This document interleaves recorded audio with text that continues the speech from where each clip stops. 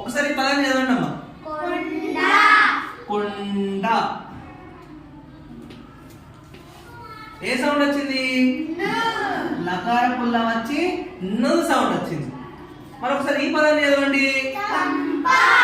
కంప.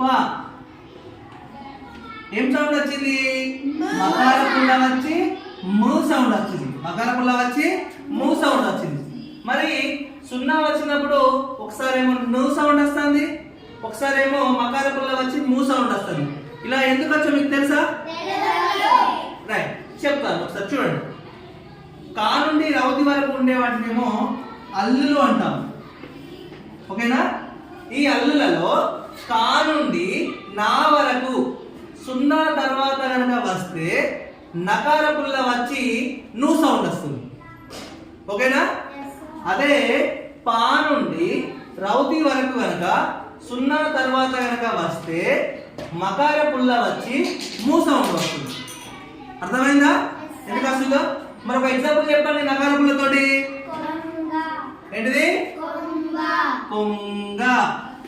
Very good. గా ఎక్కడ ఉంది? ఇక్కడ ఉంది కాబట్టి ఏమొస్తుంది? నకార పుల్ల వచ్చి సౌండ్ వస్తుంది. మరి దీంతో ఎగ్జాంపుల్ చెప్పండి. Very good. అంస. సా ఈ డబ్బాలో ఉంది కాబట్టి ఇక్కడ ఉంటే మకార పుల్ల వచ్చి ఏమొస్తుంది? అంస. అర్థమైందా ఇప్పుడు? రైట్.